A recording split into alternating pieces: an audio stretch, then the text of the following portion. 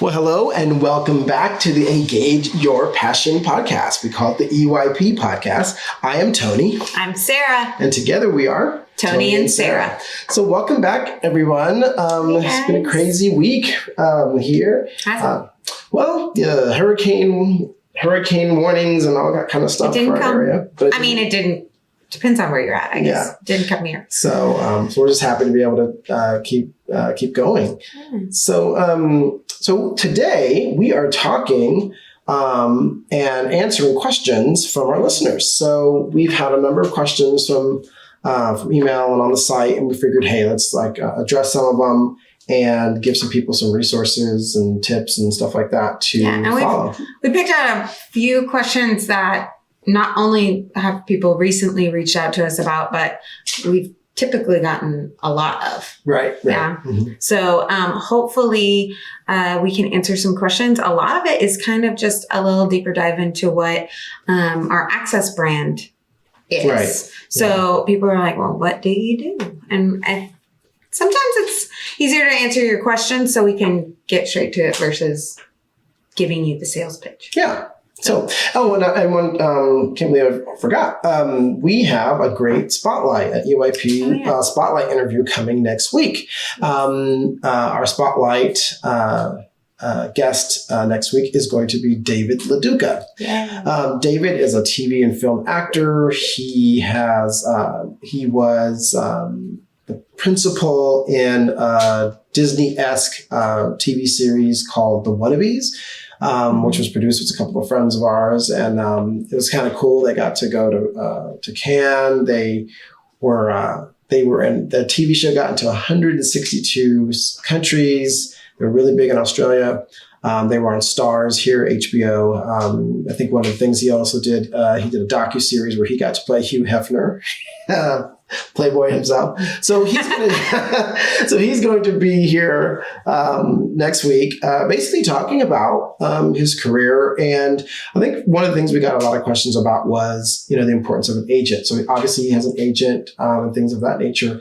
But even though you have an agent or a manager, what steps you need to do to take it to the next level. So again, we try to push that you become a value to casting directors, producers, directors, and he's going to give his life experience on that. So, yeah, and guys, come back because he is funny. He's a funny guy. He is so funny, and so I'm really excited about that conversation. It's going to be super fun. Yeah. So we'll start with our first question. So our first, I think, Misty had this question, but we've had this question so many times. Just been teaching even people who work with us. Maddie, we helped her with that. Best way to find scholarships for college. College, that's a loaded question. It is, especially it's okay, well, what do you want to do in college? What do you want to study and all of that? But there are so many directions you can take this. Do you want to? Yeah, I think the thing that I find it's going to come right back to who the individual is, meaning what is unique about you. For instance, let's use Maddie as an example. We did a live TV broadcast for Thanksgiving Day Parade, and she was one of the cast members. But during that performance and experience, we worked with a couple of colleges who were giving out scholarships to dancers and musical theater performers who were participating in the parade. Mm-hmm. So the fact that she took advantage of that opportunity to actually go for it during a live performance like that was, I think, a value to her, because you have to show up. You have to do that. Right. Second part, I think, is, again, back to what's unique to you.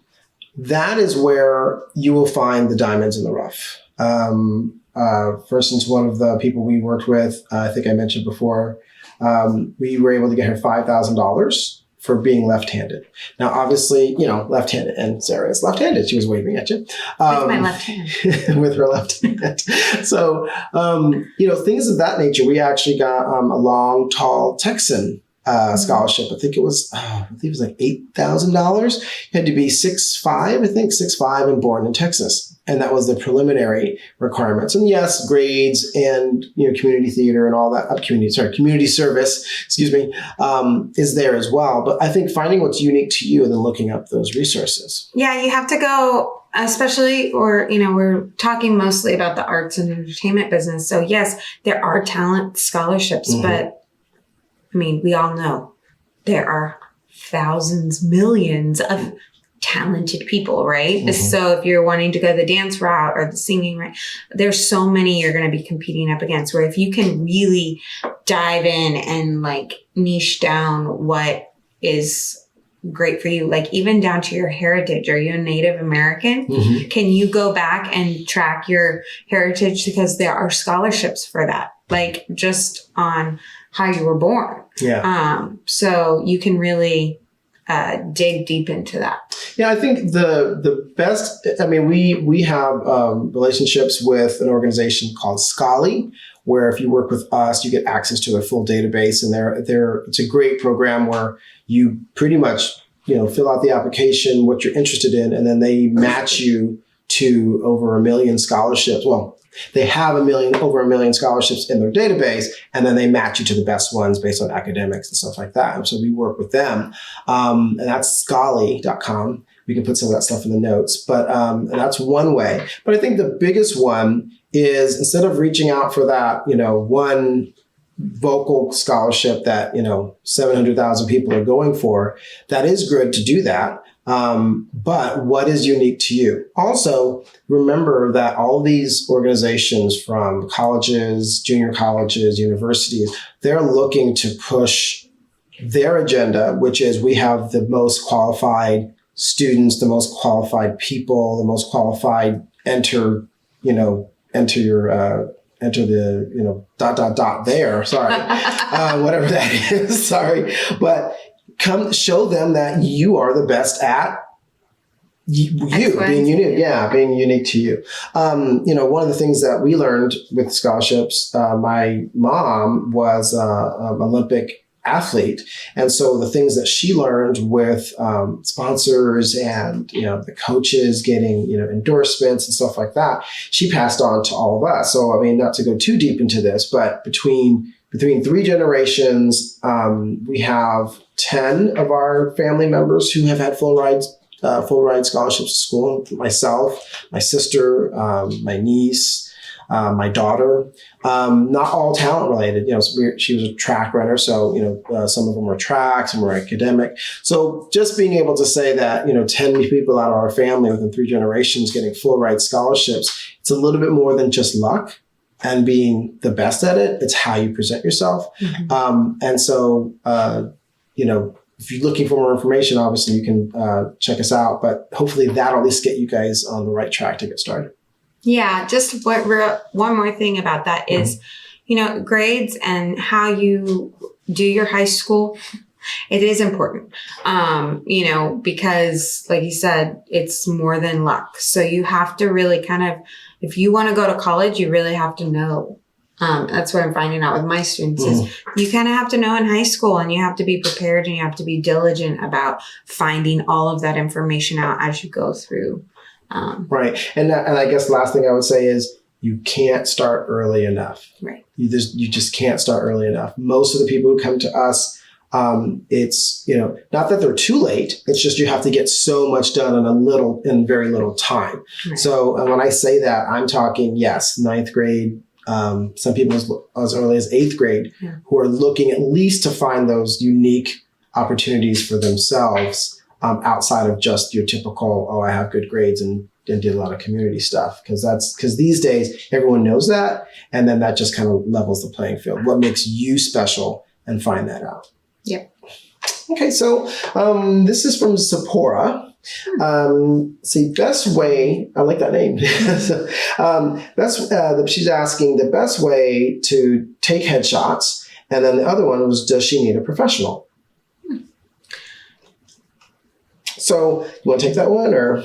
No, you don't need a professional. No, no, you don't. I will say this. I think if you are in educational theater, or I think you're in educational theater, or you're kind of getting started, I think a well-placed headshot, done a DIY headshot, is great to start with. I think when you are ready to really start pushing for a TV and film career and actually trying to get into films and TV and even regional stage, I think if this is what you want to do, taking the investment on a professional is going to be a wise choice. The cool thing about now versus when we were entering the entertainment business is technology is so much better. So like if you have an iPhone, the settings that you can put on an iPhone, but you have to, what's good about a professional is they know about lighting, they know about angles, they know about, your hair's out of place and how to focus, like they know all of that. So you don't have to spend too much time digging into that. And they also, depending on who you have, if you have someone to kind of guide you, because you know what type of role you're trying to audition for or what you're like a college headshot for those auditions versus being a specific role in a certain show, you might be needing multiple types of headshots. Yeah, well, I think that's one thing I think people forget. Well, this is our opinion, of course, but having a commercial headshot is paramount to having a theatrical one. And then if you are crossing over to the modeling and, print world, you'll need a modeling, you'll need a comp card as well. So it's depending on what you're going. And then everything that we do with our clients, we basically push everybody towards a brand. So there's not just, you're not just a singer. You're not just an actor. You can do all of this. So having that commercial headshot, having a theatrical headshot, having a comp card, if you're going to go into modeling and print, and then and really just having, and then at that point having action shots and things of that nature when you're looking for endorsements or partnerships with brands. All of that to say, if you're kind of starting out, I feel strongly that a DIY or do-it-yourself headshot is great at home. Get a friend or a parent to help you out. We have a blog on the site that kind of walks you through how to set the lighting. And if you have an iPhone or even an Android, the cameras are really good, so you can get that. When you are looking to have a strategy, when you're looking to, okay, I'm going to really start getting, trying to get scholarships like Misty had mentioned, or I'm trying to really attract agents and stuff like that, I feel investing in a professional photographer is the way to go when you're ready to take the next step. So, because it's almost, if you're a plumber, if you have something wrong at the house and it's plumbing, you call a plumber and the plumber comes and fixes it. Now, of course, dad will go in there and sometimes fix it and sometimes make it worse. So that's kind of how I look at that, is that sometimes, depending on what your goal is, investing that time is can be worth it, especially when you're looking at presenting yourself, like a brand or an image. Your image, that's the first thing they're going to see. So that just kind of depends on where you are. Yeah, and just a little quick tip. You want to make sure you're versatile, especially if you're going into the theatrical or TV and film commercial world. You want to show that you don't want to have just that one look. And I think we touched on that, but that's where I see so many people make the mistakes or not get the jobs and stuff like that because of their headshot, because they see thousands of people. And so when they see their headshot, they're trying to remember who you were if you were at the audition, or they're trying to decide if they should give you that job, but they may be looking for something specific. And for us, we're always going to go back to Disney, but can this girl be Belle and Ariel and Cinderella? Are they that versatile to be able? We have one of our students who she works for Disney and she plays all those princesses because she can show that she was that diverse. Yeah, she showed diverse. Yeah, well, one thing you said that kind of made me think of one of our photographers that we use.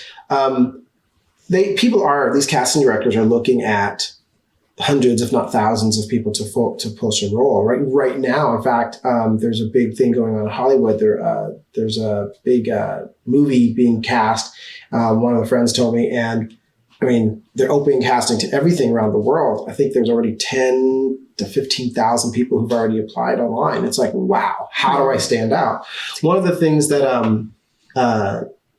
one of the photographers we use, Christian Webb, he's out of Atlanta, New York, and his shots are just so unique. His mantra is not that they look at you, but they see you. It's good. His headshots are so great. I mean, we're not getting paid to mention this to him or anything. But the way he pushes his headshots, they see you as opposed to looking at you.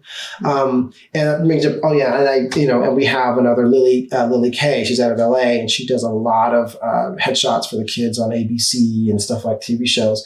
And then right here in town, Al Torres, who is voted one of the best photographers in the country. He's great. And he's great. He's really great for black and white and commercial shots.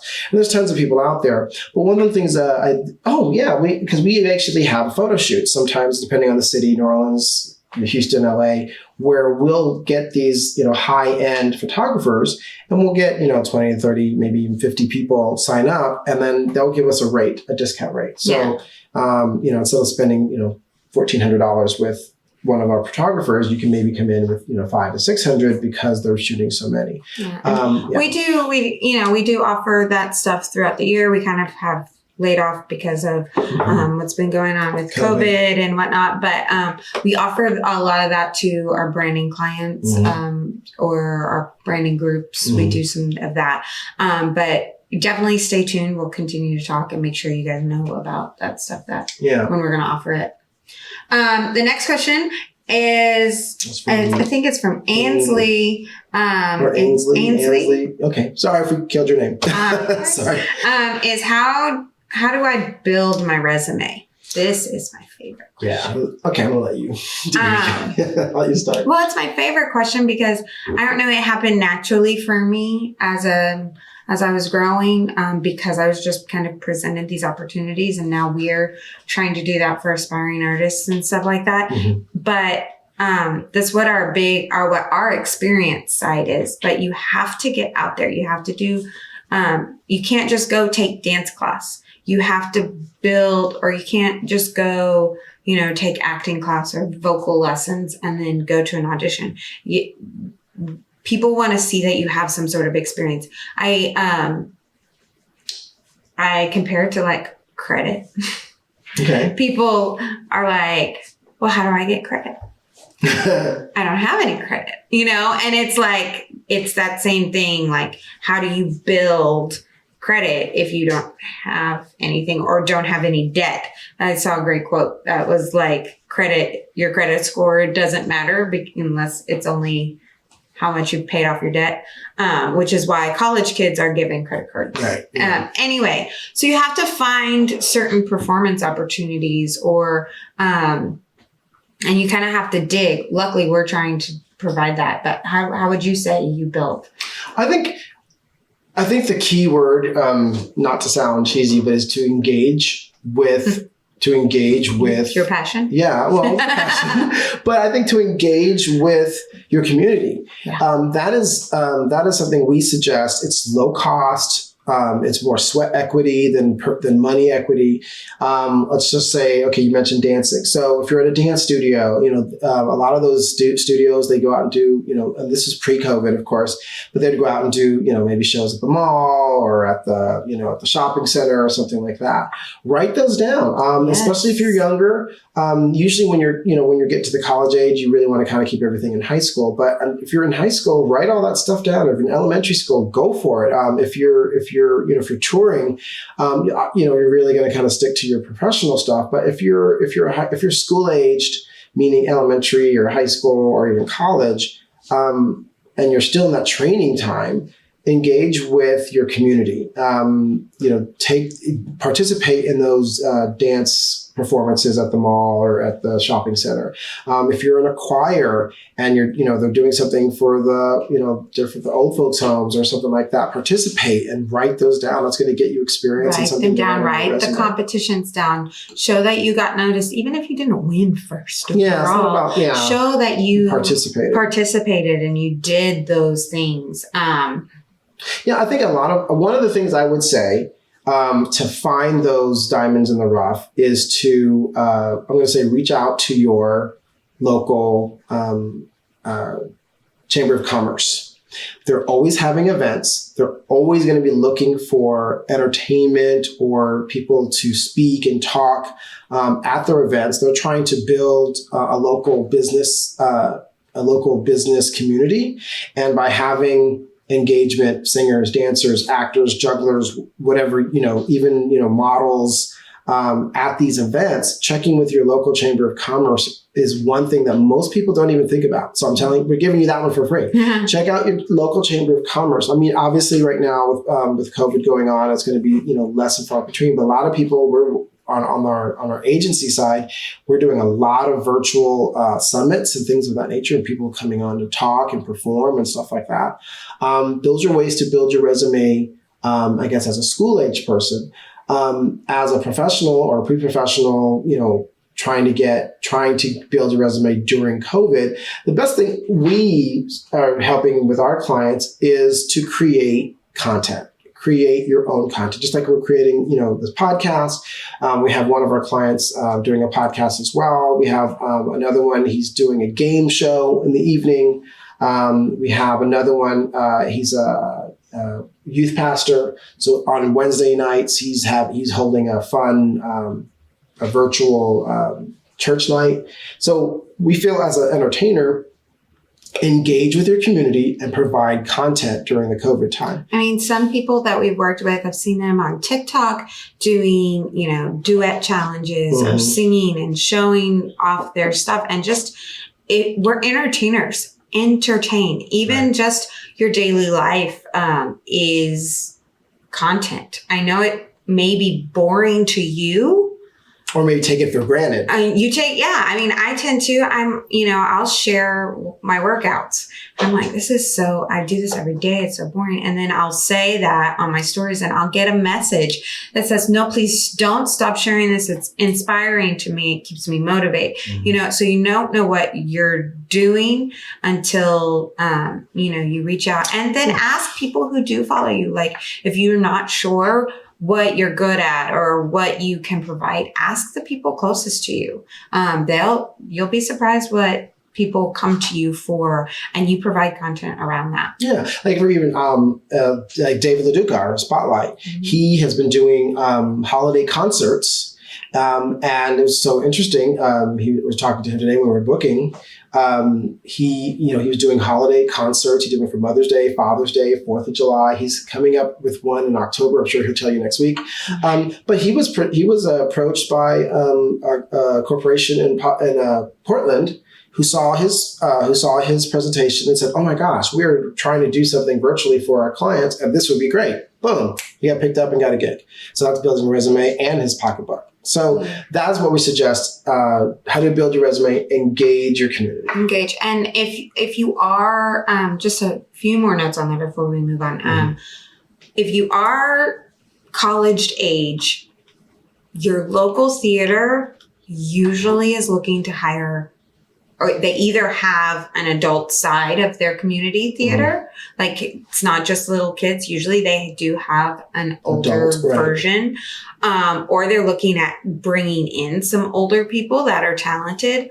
Again, a resume builder. And then I see this a lot. I teach students, and so many parents get wrapped up in everything that they need to do is through the school.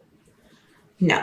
If you can show that you were committed to this vocal place for 15 years since she was 3, that's maybe vocal wasn't the right word, but she danced at the same dance studio from the time she was 3 to the time she was 18, and you can show that commitment without moving.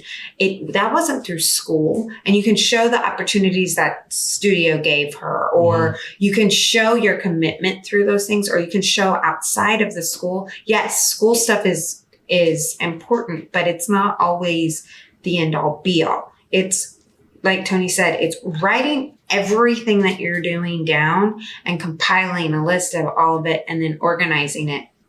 And then please, if you're a parent listening to this, for sure. So if you weren't in the arts and entertainment industry, it is not, a resume is not the same in the arts and entertainment business as a corporate resume. So structure does matter. Right? Yeah, absolutely. So you'll have to dig and do some research. I think we may have a blog post. We have a blog on the resume posting. It's part of there's a course I think online for that. So because the resume and how you present, but to build it, that's what we have. That was the question. Yeah, and then when you're formulating it, I think that'd be another. You can tell we're passionate. Yeah, no, absolutely. No, I think and then when building it, and we've done that too. I mean, we had one. I'll just use her first name, Zoe. She went off to school, had put together a demo reel and a resume, got to school, and she just tanked. They didn't get her. She was not chosen for anything, and it's basically a technology and art school. She came back after the first semester, called us up, and she'd worked with us before and said, "Hey, can we get some help?" We updated her resume, updated her demo, and boom. Back to school the next semester, and she was in almost everything. So it is about presentation sometimes. Well, it is about presentation, but then being able to deliver. So with the resume, yes, build your resume, engage your community, produce content, and at the end, then your presentation of your resume, I think, is an extension of that question. Yep. Okay, who do we have next? Abby. Okay. Yes, this is the question. This may be the number one question we get. Top three. How do I get an agent? We'll start with that. Or you want me to take it? You can take it. Okay. All right. Here is my take on how do you get an agent. And actually, not that I'm plugging him, just we had a good conversation. David and I talked about this too. The question should be, how do I attract an agent or a manager? Here's our philosophy. If you are engaging your community, an online community or a physical community, if you are creating content, agents and managers will find you and ask to represent you because they see the value and they know that their clients who are producers, TV, film, creative content providers can use you for their efforts. For you to present yourself to an agency or a manager in a way where you are, please represent me, which is nothing wrong with that. But you often tend to be a database entry as opposed to a client. Meaning, when like it happened to one of our clients, they were filming a movie in New Orleans, and the casting director went, I have this great actor for you. I have this great guy for you. Because he was at the forefront of her mind and automatically submitted him to the best opportunities because of the value that she found in him. As opposed to, let me look at my database of over, they have 3,000 to 10,000 people in that database. Okay, I need someone who's 5'6", Latino, brown hair, can sing in Spanish, enter. And certain people show up and they just submit.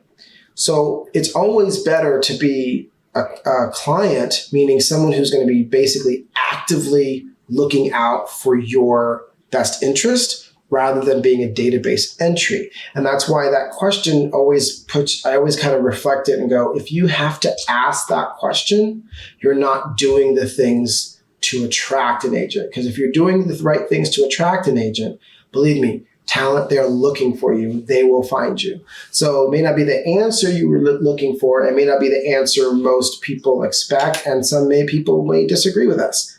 But as far as results, that is how I answer that question. Your thoughts? No, I totally agree. However, you do need to be careful, and you need to check and double check and triple check the people who are coming to you. Yeah, that's true.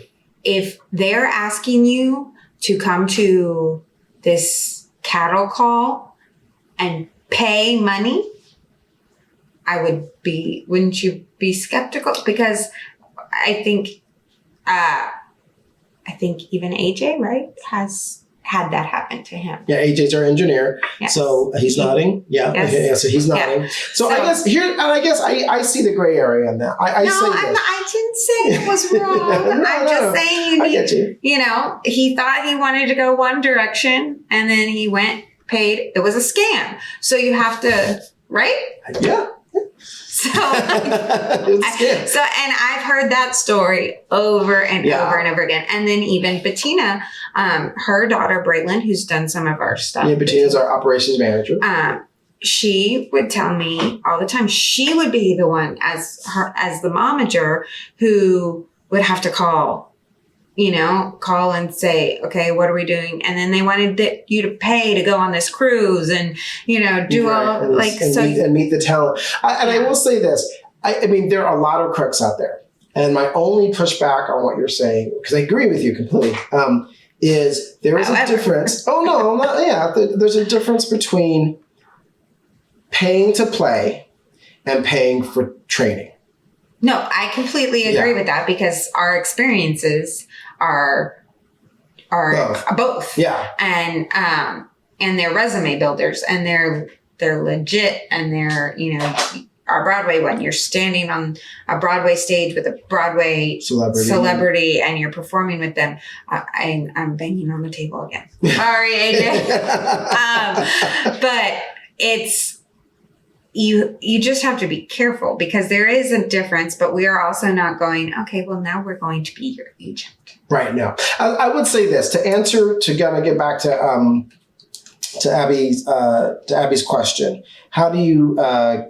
I didn't realize that Q&A was going to get us all fired up. I know. It's like, come on, girl. How do I get an agent? I would say this. I would say, change your point of view on getting an agent to attracting an agent. Mm-hmm. 2, you are going to need the training so that the presentation, especially in arts and entertainment, singing, dancing, acting, modeling, variety arts, juggling and stuff like that. If you're going to do that, you're going to need the training. So get the training, the best training that you can. And I would say the best training you can afford. 3, is to definitely be proactive, reaching out to organizations, managers, agencies who you see their clients actually working,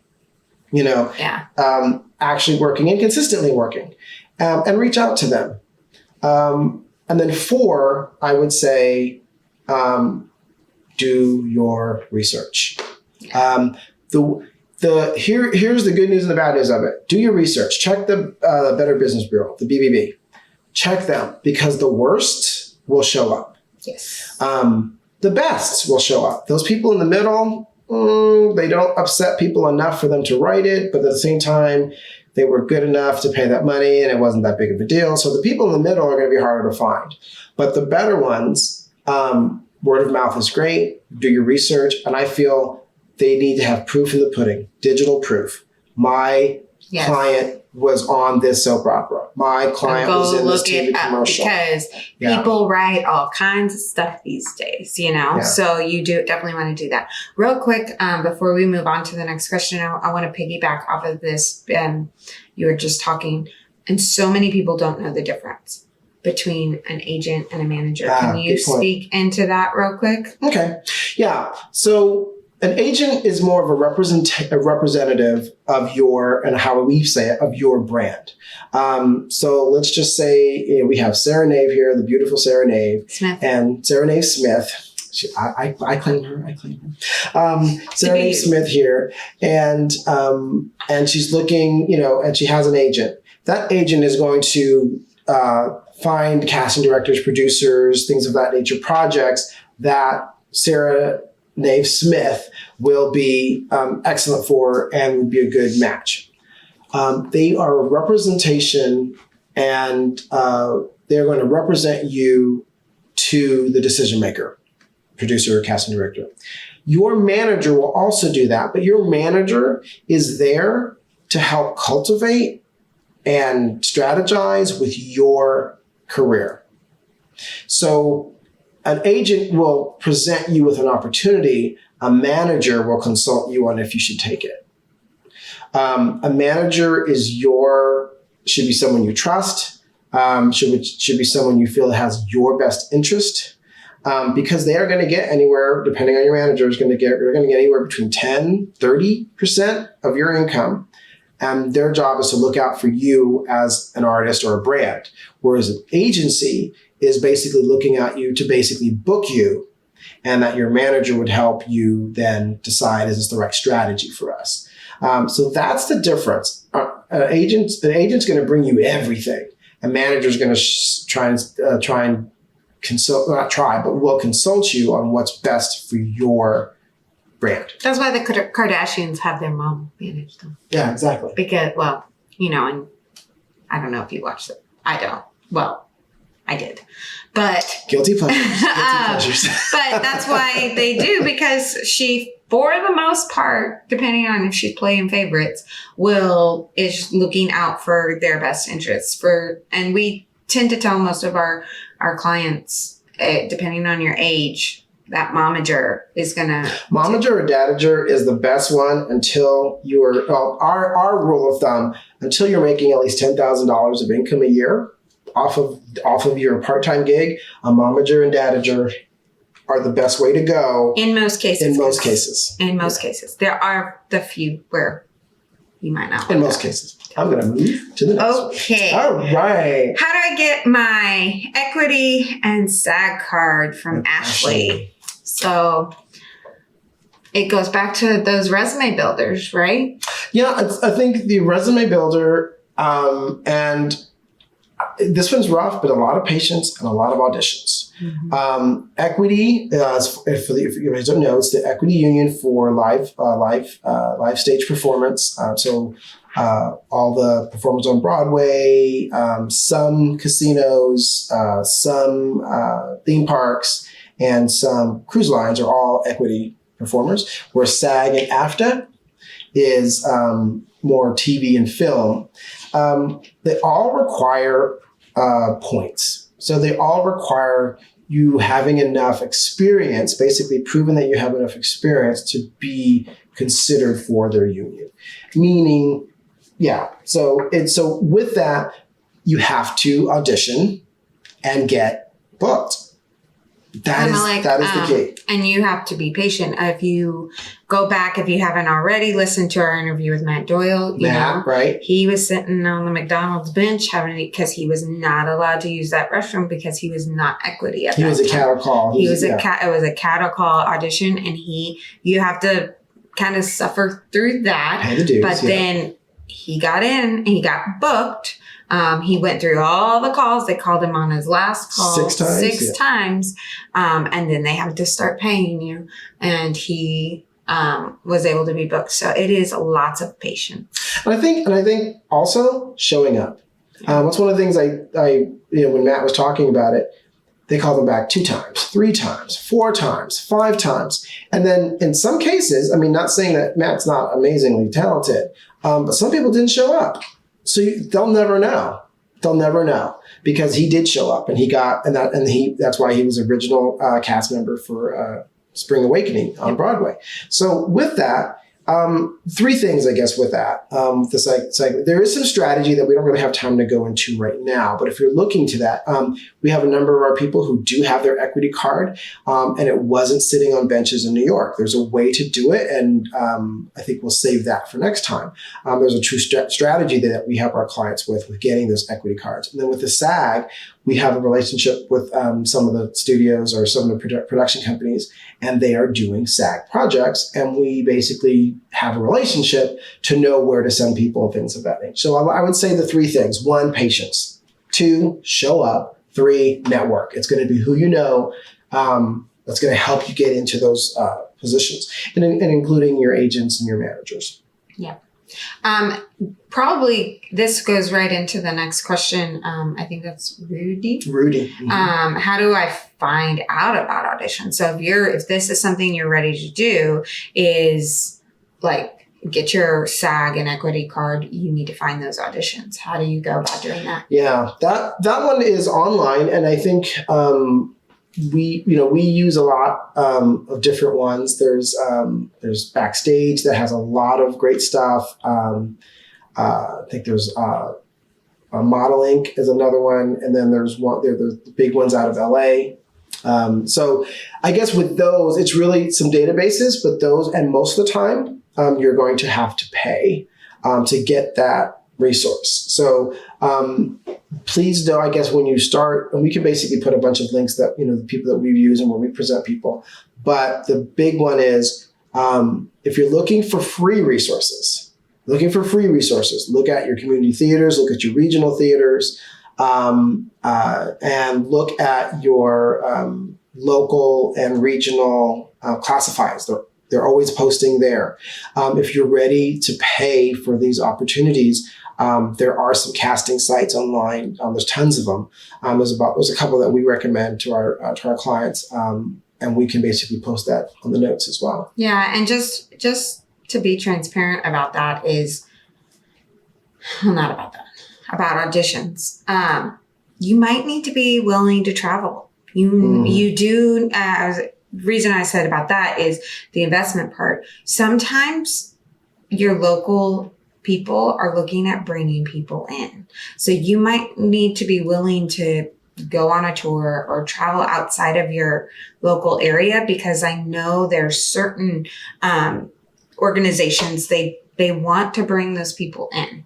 Yeah, and it's maybe different in COVID right now, but we have a lot of clients and a lot of organizations gearing up for the new year, and people are they are going to be looking for so much talent. I guess I would say, yes, be willing. You have to know what you're willing to do and what you're not willing to do. But we have with the trend and going on, how we're getting contacted for things happening. People are planning for spring and things of that nature. We're telling all of our clients, get your stuff together now. Yeah. Get your stuff together now. One of our clients, he's directing a show, an equity show. He's directing an equity show in the new year. And they're already casting. They're casting now.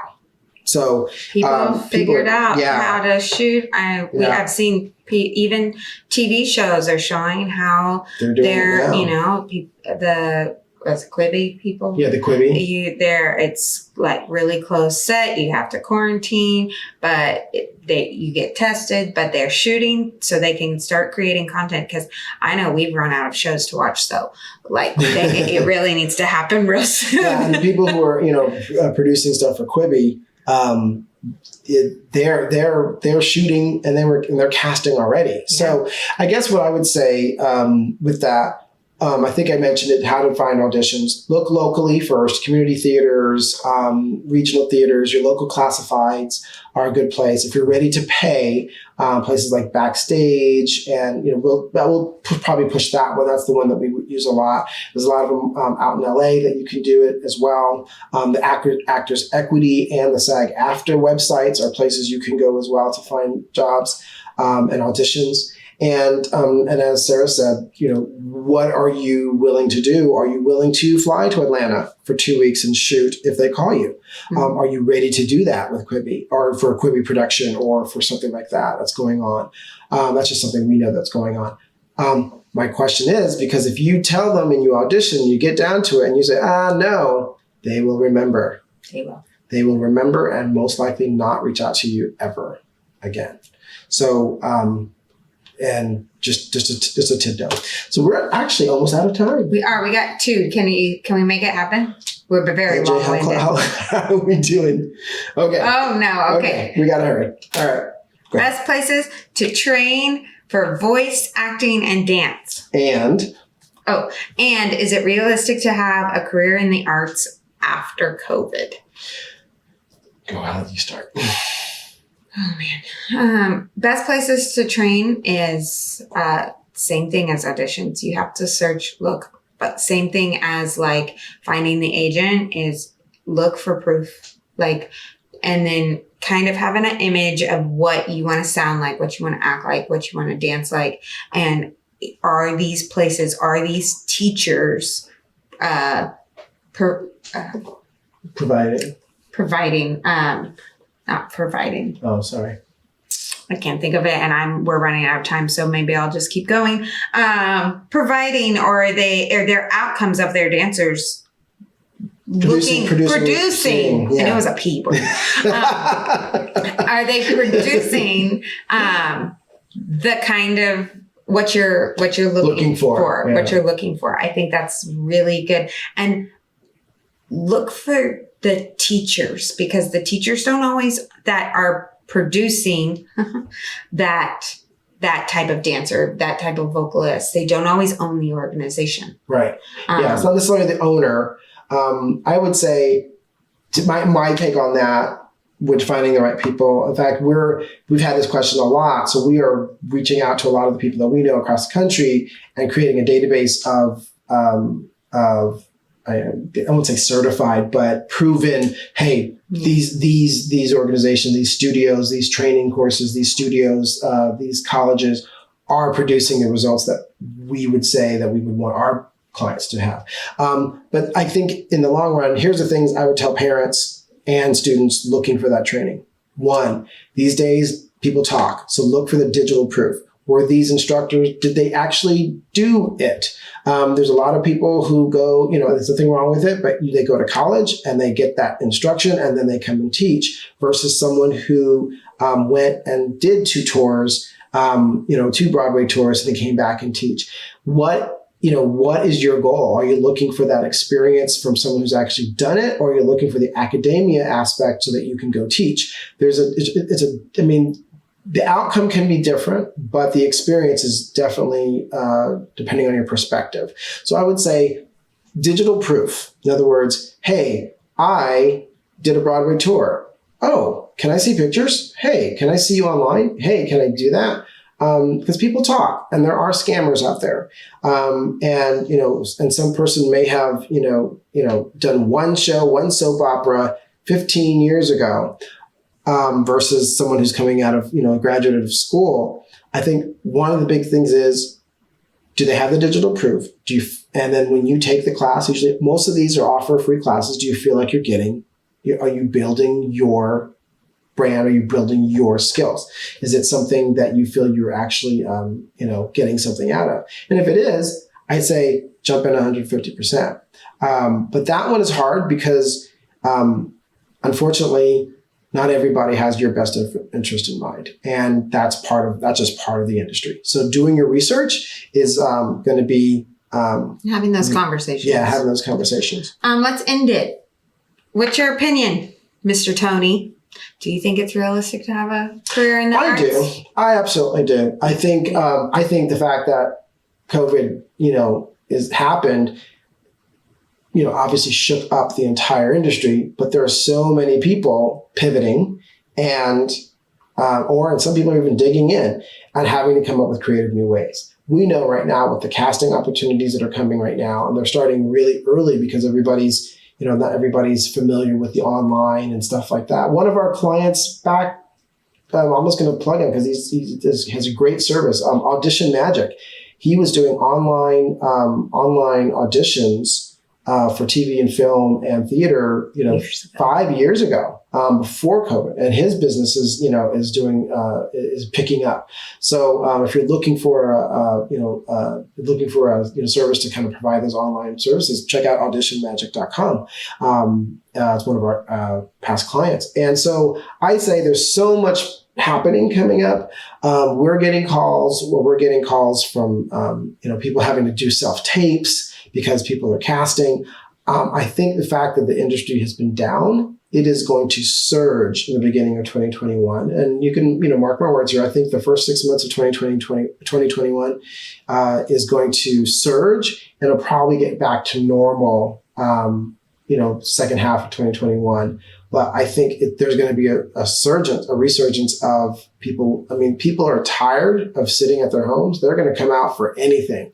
You're going to do something in the park, be ready. I was going to say, and he's speaking a lot about, virtual or video. And I think that's where your passion has started to pivot to.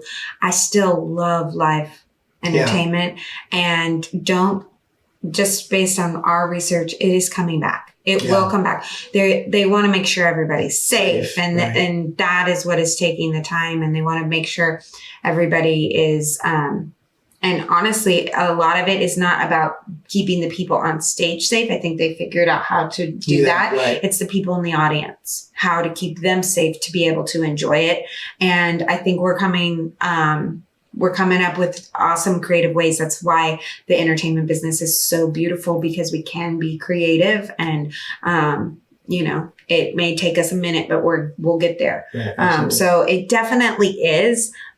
This is a question even before COVID, we always got. And if you go back to our podcast from last week about budgeting and doing all of that, there's so many opportunities, and almost you don't have to be that starving artist to be able to do it. You can really maintain it, and almost more so now after COVID. Not that we're after COVID, but you know what I mean? There's so many more opportunities now that everybody has had to pivot, that I think you'll be awesome. Mm-hmm. So. And just to give a shout out, Doug was the one who asked the best places to train, and Peter was the one if it was realistic. Awesome. So we are running over. Way over. So sorry. I hope you're still with us. Yeah. And we will do our best to kind of get some of these resources in the notes. Yes. Thank you. If you're on the podcast, please like, subscribe, comment, review, all the things. Please go find us on Instagram, Facebook.